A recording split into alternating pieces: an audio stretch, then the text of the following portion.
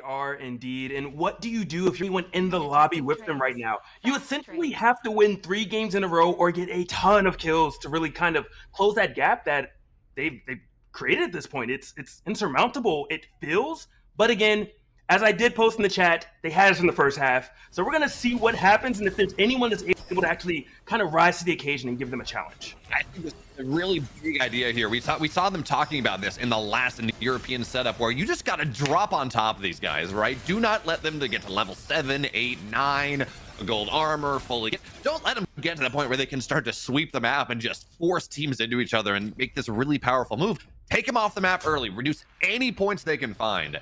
And then maybe you can start to make something happen, but this is an A. We don't get hot drops. It's not happening in this game either.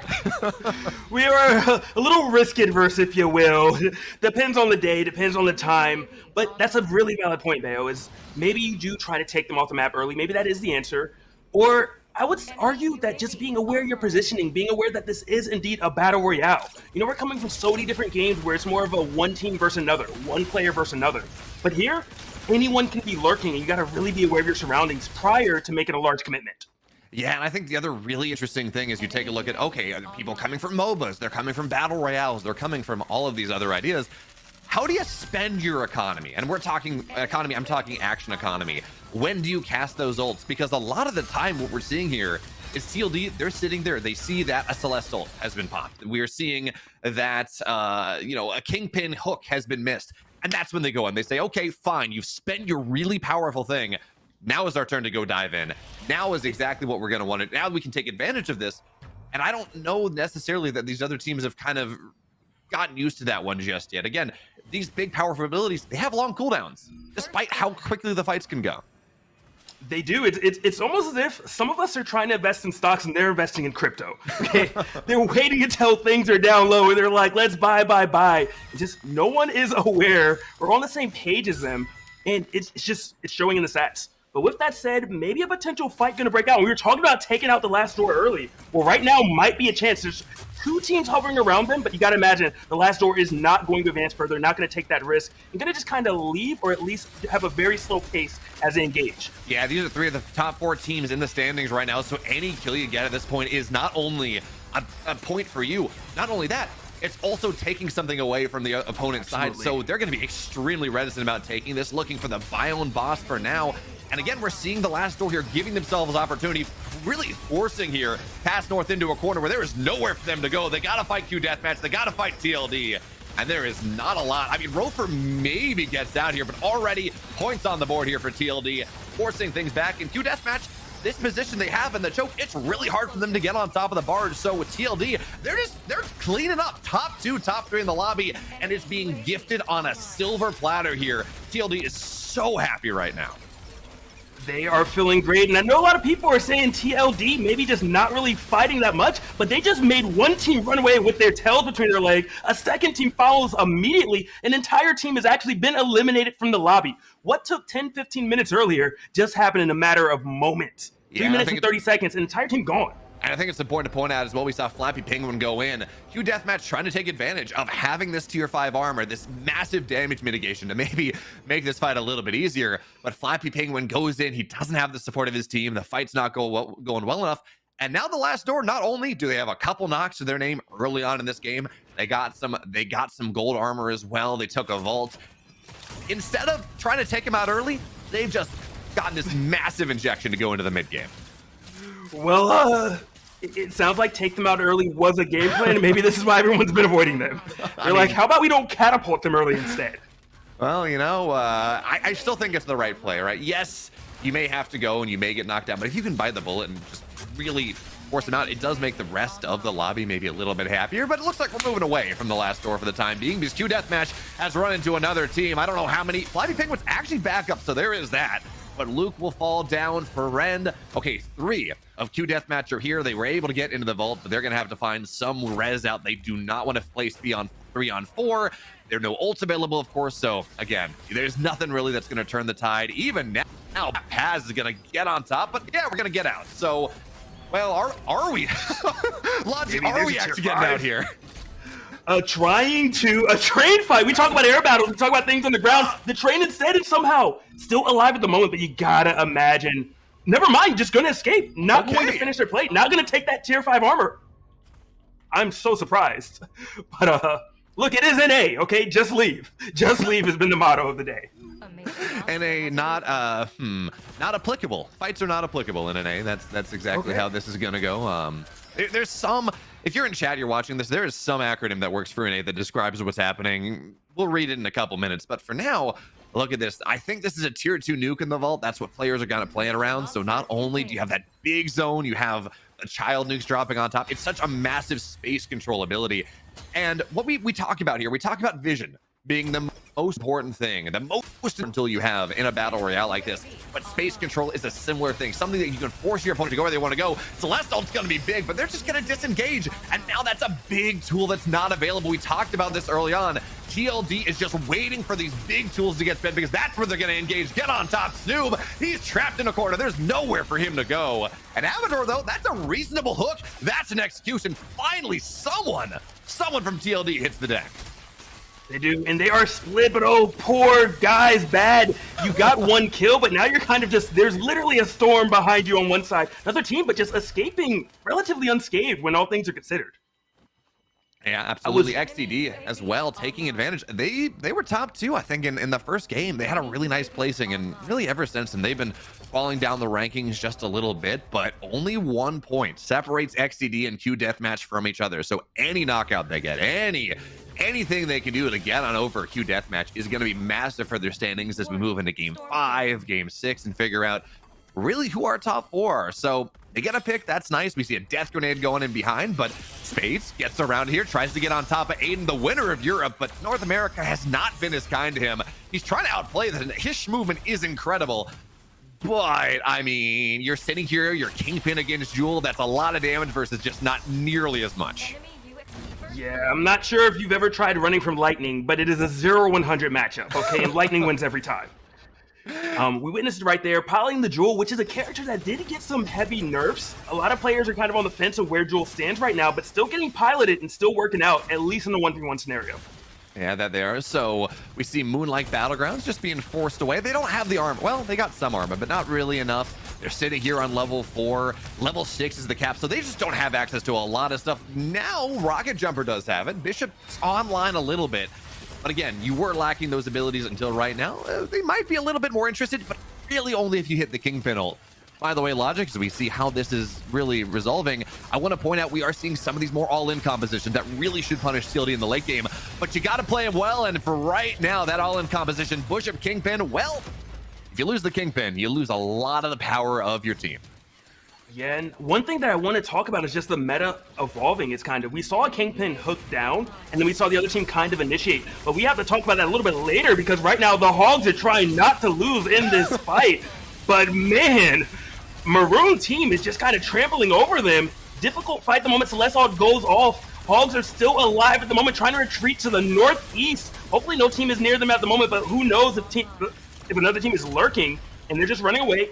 Using the Huntress right there, going to have that right click ready if Bishop follows, but actually not even pulling trigger. I'm actually, oh, what, the juke? Oh, I'm sorry, that was the best juke ever by Jay.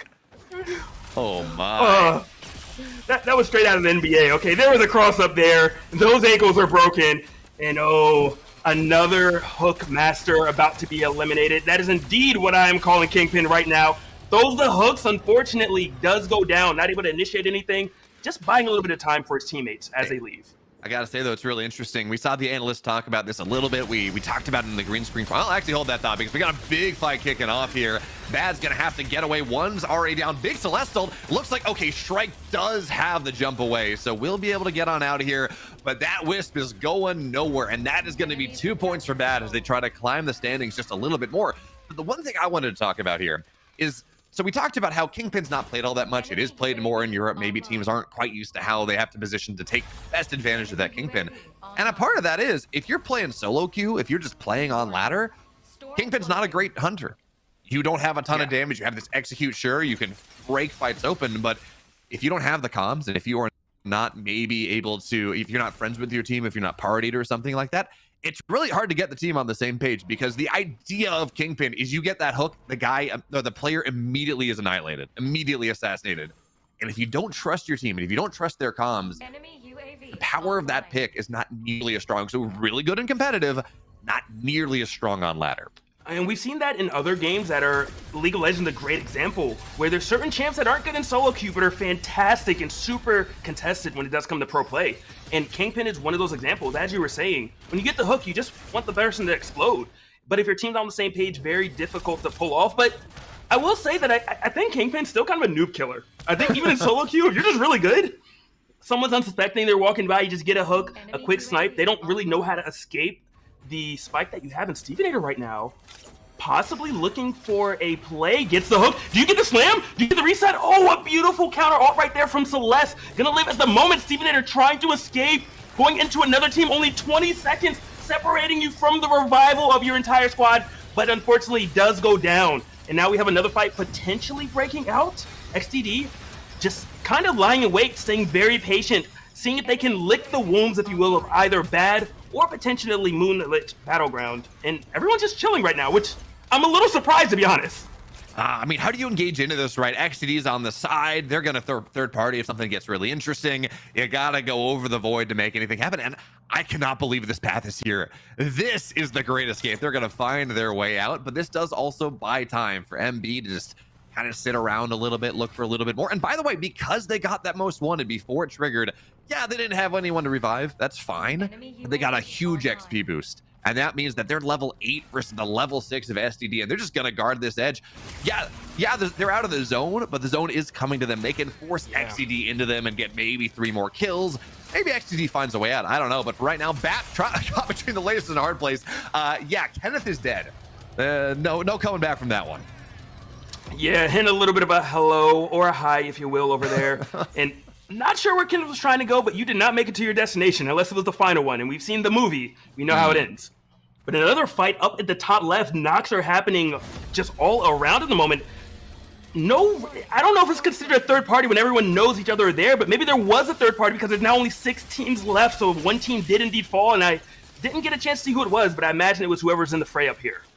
Yeah, I'll buy that one. And man, these creeps are so annoying sometimes. They have the healing on them, and you're just like, okay, I'm just getting sniped. This is making my life just a little bit more difficult as I try to deal with the team that's getting on me. So they're gonna focus on that. Bad's gonna find their way into a different spot. But one of the big things that we see happening in North American play that we don't necessarily see in Europe as much is how much they care about these bonfires, how much they care about packing these bonfires up, redeploying them over and over again, and establishing that vision, establishing that recall ability that we were talking in the green room. We saw like 3 recalls happening in that last game, and we didn't see a single one. I don't think the entire day of Europe. That is very much a focus here, but for now, diving on top. Look at this Logic. An interesting engage right there, trying to force him. We're saying NA doesn't want to fight, they just want to leave. Well, apparently not the case right now, as Maroon is trying to advance on Pink, and they have them in a good position. I'm not sure if they're aware of it, though, and they run them into another team, into the last door. This is exactly what you want if you want to try to pick up some points and maybe even get the last door wounded so you can take them out. But the last door, they're positioning immaculate as always. It feels as if they're just writing up a playbook and everyone is just going along with the script. The last door, great positioning, and are they going to even try to fight the Maroon as well? Lots of damage going on them. And I would love to see a third party come in, but no one's close enough to the last door, and they are just forcing the Maroon team kind of away, who go to that campfire, which you said bonfire is really important, apparently. Yeah, it is, man. That rain of arrows did so much. Yeah, you know, it doesn't hold the slow as long as it used to, but still, it does that damage. It does that anti-heal, and we saw, I want to say it was Spades, maybe, Waterblaze, not totally, don't remember who it was, but just sit there, and now we're going to see the bonfires commit his high ground vision, getting on top. Windforcer got to get the hell out of there, and they will. They're going to keep most of their gold armor alive. Looks like, well, I guess Windforcer is dead after all, but at the very least, hey, you know, pass north, they get on out, they live to fight another day. Excuse me, not pass north. Passion fruit, they live to fight another day. And by the way, this is their best result from our play day. They've been like 9th, 10th place, averages 8.3 the entire day. So 6th place here, maybe doing a little bit better. They're already playing, they're adapting maybe. That's the name of the game. That's exactly what you want to do. And that's one thing that I like about this, but can't talk about at the moment is Passion Fruit trying to place a little bit better and doing a great job right now. Are they going to actually go up against BAP? Are they going to try to fight them actually, or are they just going to leave? I don't think they have a choice at the moment. Waterblaze is trying to poke from behind. Wait a minute. Waterblaze trying to get a kill, and actually in a fantastic position. His OC is distracting, but oh, everyone on BAP is now alive and healed almost a full Waterblaze, which looked like an advantageous position. Now it just maybe looks like you were a little bit foolish and overzealous as you are going to go down. Okay, I was like, don't make me a liar, BAP. Yeah, those ultimate arrows were starting to shred, but he ran out of them. Just not quite enough damage there. Man, it's like, oh, he's almost got this. This is almost a sick play, but not quite enough. The other thing you could have done maybe is take advantage of the life orb, peel away, get your team back up as everyone else is getting distracted, kind of force a split fight. But as it stands, that was not enough. And Logic, there we go, we're good. So what do we got here? Moonlit Battlegrounds on the north side getting pinched in by Bad Ghoul. They got another team beneath them. This is an awkward spot to be in. How do you find your way out of this? Right now, if you're, I mean, I think you just kind of wait. You just kind of bide your time and say, look, let's not make any aggressive moves at the moment. And I do like this positioning for Moonlit Battleground, though. You know, have your one scout, which is the kingpin at that, someone that can get a hook. And if they do get the hook, you almost assure victory, if you will, at least over this fight, or making the other team leave. But speaking of that, it doesn't matter if bad guys actually approach. And they are looking at it. They're poking away, but everyone's pictured apparently right now. Yeah, no safe place. Bishop goes away, but not quite enough. And again, it's the TLD effect. They sit there, they play on the edge of things. They say, come into us, we're going to have a good time.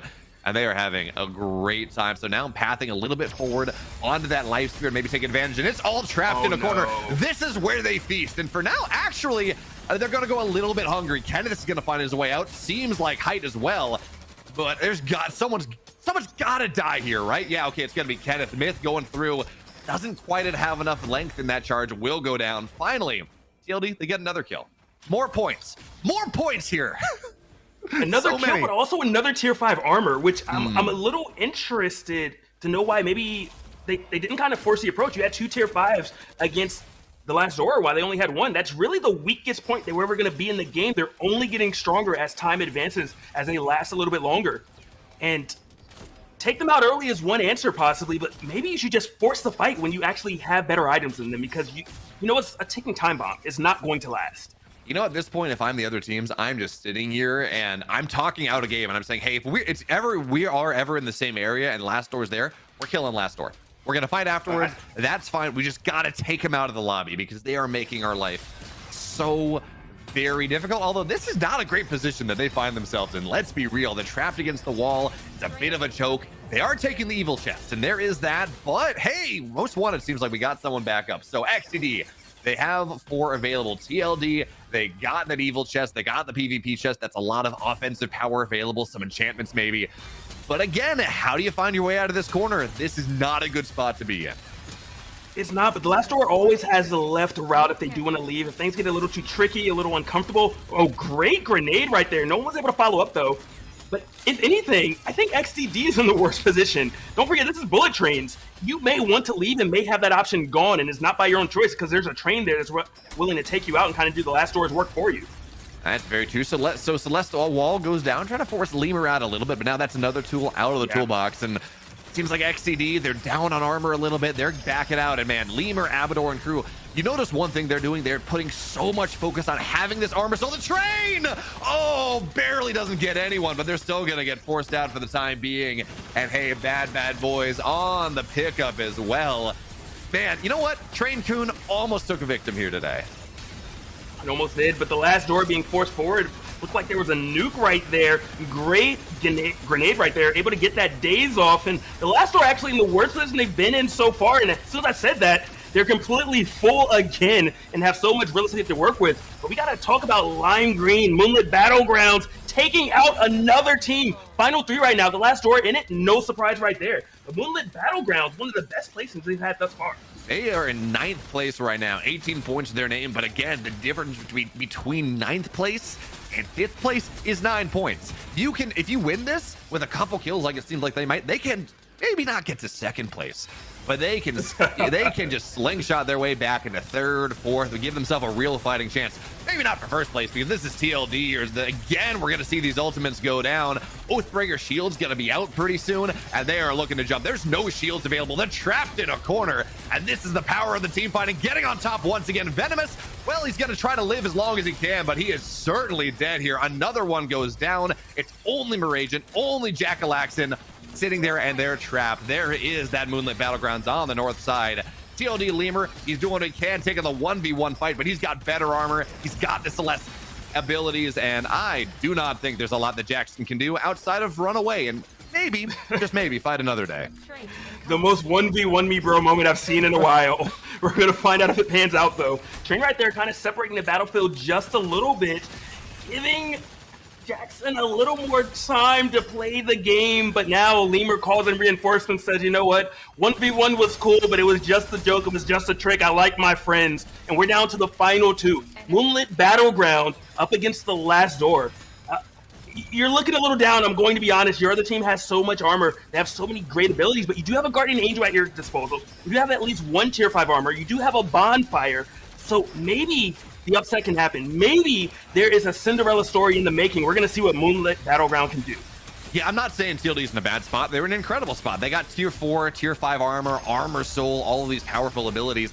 But this is a 1v1. Anything can happen here. You can absolutely turn things around. They're going to dive in, but the wall is good, and it's going to force him back. Train is going to knock down Karatsu, and now it's 4-on-3. We're seeing everyone go down. Most wanted, Unseen Jaguar, but unfortunately, Logic, he is very seen here. He's the only one remaining. Train Kun is going to make this happen. Bullet Train far too powerful in this game, and TLD taking it. You know that's on the comms. They saw that coming. They forced the fight. They won it, and it is 4 straight.